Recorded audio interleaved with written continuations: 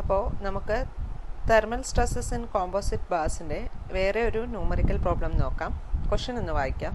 The composite bar shown in figure is 0.2 mm short of distance between the rigid supports at room temperature.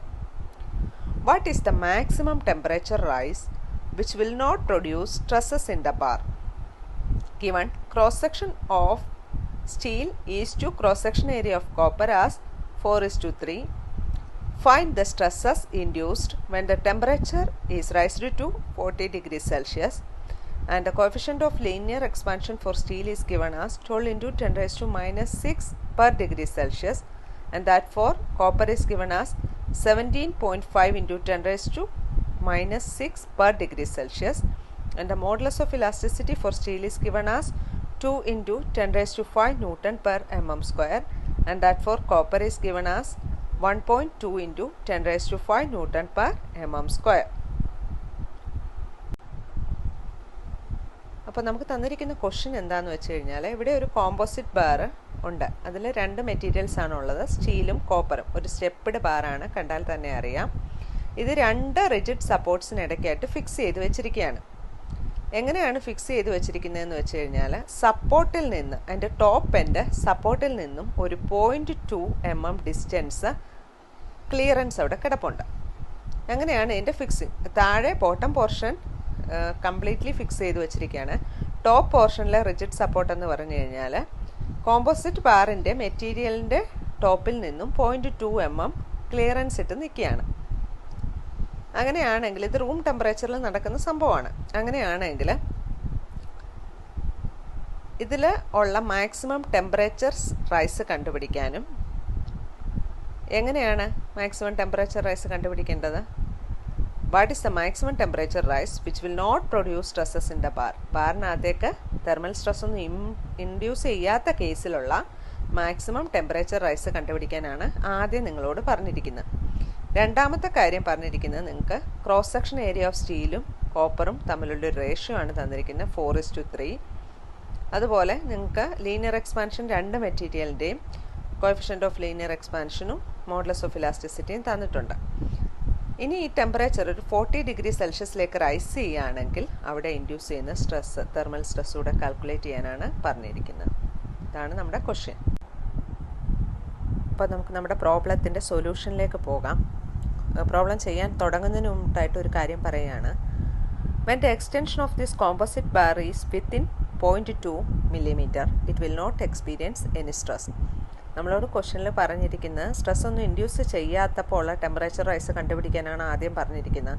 ഒരു കാര്യം നമ്മൾ ആദ്യം not ചെയ്യുക, നമ്മുടെ ഈ റിജിഡ് സപ്പോർട്ട് എന്ന് പറഞ്ഞു കഴിഞ്ഞാൽ 0.2 mm ക്ലിയറൻസിലാണ് നിൽക്കുന്നത്. സോ അതുകൊണ്ട് തന്നെ ആ ഏരിയയിലെ എക്സ്റ്റൻഷൻ എന്ന് പറഞ്ഞു കഴിഞ്ഞാൽ ഫ്രീ ആണ്, അവിടെ ഫ്രീ ആയിട്ട് എക്സ്റ്റെൻഡ് ചെയ്യാം. സോ അതുകൊണ്ട് തന്നെ നമുക്ക് തെർമൽ സ്ട്രെസ് ഒന്നും ഇൻഡ്യൂസ് ചെയ്യില്ല. ഇനി നമുക്ക് ഗിവൺ ഡാറ്റ തന്നിരിക്കുന്നത് എന്താണ്? ടോട്ടൽ എക്സ്പാൻഷൻ 0.2 mm തന്നിട്ടുണ്ട്. അതുപോലെ തന്നെ length of the copper material is given as 200 mm and length of that of the steel bar is given as 300 mm. Modulus of elasticity for steel is given as 2 into 10 raised to 5 Newton per mm square, and that for copper is given as 1.2 into 10 raised to 5 Newton per mm square. Coefficient of linear expansion for steel is given as 12 into 10 raised to minus 6 per degree Celsius, and that for copper is given as 17.5 into 10 raised to minus 6 per degree Celsius. ഇതാണ് നമുക്ക് ക്വസ്റ്റ്യനിൽ തന്നിരിക്കുന്ന given data എന്ന് പറയുന്നത്. അപ്പോൾ നമുക്ക് ഇനി നമ്മുടെ ക്വസ്റ്റ്യനിൽ ചോദിച്ചിരിക്കുന്ന ക്വസ്റ്റ്യൻസിൻ്റെയൊക്കെ ആൻസേഴ്സ് കണ്ടുപിടിക്കാം. സോ നമുക്കറിയാം ടോട്ടൽ എക്സ്പാൻഷൻ, ഫ്രീ എക്സ്പാൻഷൻ എന്ന് പറഞ്ഞാൽ sum of expansion in steel and expansion in copper ആണെന്നറിയാം. Which is delta L is equal to alpha C L C into T plus alpha S L S into T. Alpha സിയും alpha എസും coefficient of linear expansion for കോപ്പറും സ്റ്റീലും, L സിയും L എസും രണ്ടിൻ്റെയും length, T എന്ന് പറഞ്ഞാൽ rice in temperature. നമുക്ക് ഇതിൻ്റെ എല്ലാം വാല്യൂസ് അറിയാം. സോ നമുക്ക് ഇക്വേറ്റ് ചെയ്യാം. 17.5 ഇൻറ്റു 10 റൈസ് ടു, ഇതിൽ നിന്ന് നമുക്ക് കണ്ടുപിടിക്കേണ്ട അൺനോൺ ടി ആണ്. സോ നമ്മൾ ബാക്കിയെല്ലാം ഇക്വേറ്റ് ചെയ്യാം. into 10 raised to minus 6 into കോപ്പറിൻ്റെ length 200 mm plus 12 into 10 raised to minus 6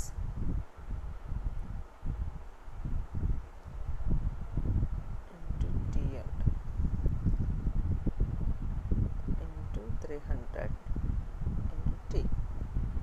നമുക്ക് ഡെൽറ്റ എൽ അറിയാം 0.2 ആണ്. സോ ഇതിൽ നിന്ന് നമുക്ക് T കാൽക്കുലേറ്റ് ചെയ്യാം. T will be obtained as 28.17 degrees Celsius.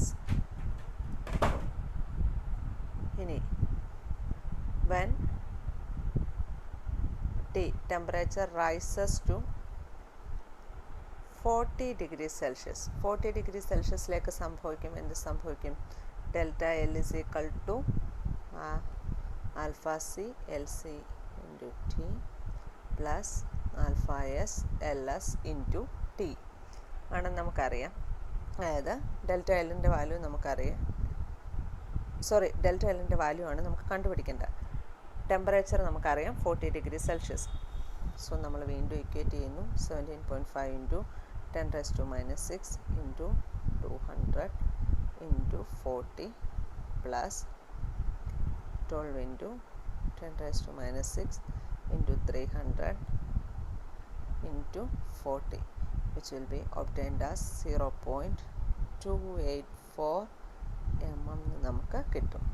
നമ്മളിപ്പോൾ ഇവിടെ കണ്ടുപിടിച്ചിരിക്കുന്നത് temperature rise when there is a clearance of 0.2 mm, which is obtained as 28.17 degrees Celsius, and if the temperature is raised to 40 degrees Celsius, the free expansion or the extension will be equal to 0.284 millimeter. ഇനി നമുക്ക് clearance available ആയിട്ടുള്ളത് 0.2 mm ആണ്. അതുപോലെ തന്നെ it's also be noted that free expansion is partially prevented by the supports which leads to reactions at the supports and induces stresses in the material.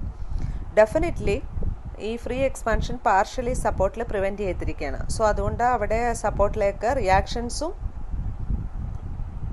ഉണ്ടാവാൻ chance ഉണ്ട്. അതുപോലെ ഈ മെറ്റീരിയലിന് സ്ട്രെസ്സും ഇൻഡ്യൂസ് ചെയ്യാൻ ചാൻസ് ഉണ്ട്. ഇനി നമുക്ക് നോക്കാം. ഞാൻ പറഞ്ഞു നമ്മുടെ സപ്പോർട്ടിൽ ഒരു റിയാക്ഷൻ ഇൻഡ്യൂസ് ചെയ്യും, അതുപോലെ തന്നെ ഈ കോമ്പോസിറ്റ് ബാറിൽ സ്ട്രെസ്സസും ഇൻഡ്യൂസ് ചെയ്യും എന്ന് പറഞ്ഞു. അപ്പോൾ let P be the reaction induced at support and reaction at supports and sigma S is the stress in steel, sigma C the stress in copper. Also നമുക്ക് ക്വസ്റ്റനിൽ തന്നിട്ടുണ്ട് area of cross section of steel is to area of cross section of copper which is equal to 4:3 എന്ന് തന്നിട്ടുണ്ട്. So അതിൽ നിന്ന് നമുക്ക് area of cross section for steel can be equal to 0.75 area of cross section of copper എന്ന് എഴുതാൻ പറ്റും. അതേപോലെ തന്നെ നമുക്കറിയാം stress is equal to load by area ആണ്. അപ്പോൾ stress induced in steel is equal to load divided by area of cross section of steel, and stress induced in copper is equal to load divided by area of cross section of copper ആണെന്നറിയാം. From this ഇതിൽ നിന്ന് നമുക്ക് എന്തിനെ equate ചെയ്യാൻ പറ്റും? Sigma C is equal to 0.75 sigma S എന്ന് equate ചെയ്യാൻ പറ്റും. നേരത്തെ കണ്ടീഷൻ ഏരിയകളുടെ റേഷ്യോയുടെ കണ്ടീഷൻ വെച്ചിട്ട് നമുക്ക് സ്ട്രെസ്സിനെ sigma C is equal to 0.75 sigma S എന്ന് ഇക്വേറ്റ് ചെയ്യാൻ പറ്റും. അതേപോലെ also we know that free expansion prevented will be equal to the shortening of bars due to supports ആണെന്ന് നമുക്ക് അറിയാം. അപ്പോൾ അങ്ങനെയാണെങ്കിൽ ഫ്രീ എക്സ്പാൻഷൻ പ്രിവെൻറ്റഡ് എന്ന് പറഞ്ഞു കഴിഞ്ഞാൽ എത്രയാണ്? 0.284 minus 0.2 which is equal to shortening of bars due to support. അപ്പോൾ അതിനെ നമുക്ക് shortening of bars due to support is into LC plus sigma s by ES into LS ആയിരിക്കും. ഈ നമ്മുടെ ഫ്രീ എക്സ്പാൻഷൻ പ്രിവെൻറ്റഡ് എന്ന് പറഞ്ഞു കഴിഞ്ഞാൽ അതെങ്ങനെ കിട്ടും? 0.084 is equal to സിഗ്മ സിൻ്റെ വാല്യൂവിന് പകരം നമുക്ക്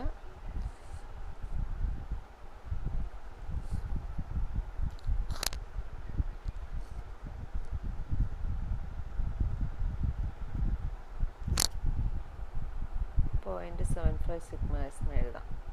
അപ്പോൾ 0.75 sigma S divided by E സിയുടെ വാല്യൂ നമുക്ക് ക്വസ്റ്റ്യനിൽ തന്നിട്ടുണ്ട്.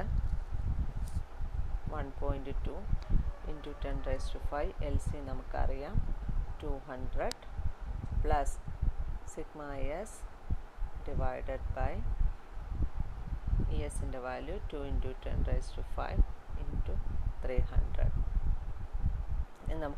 ഇതെല്ലാം നമുക്ക് ക്വസ്റ്റ്യനിൽ തന്നിട്ടുള്ളതാണ്.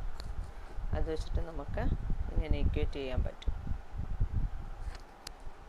അപ്പോൾ ഇതിൽ നിന്ന് നമുക്ക് സിഗ്മ എസിൻ്റെ വാല്യൂ കാൽക്കുലേറ്റ് ചെയ്യാം, വിച്ച് ഇസ് ഈക്വൽ ടു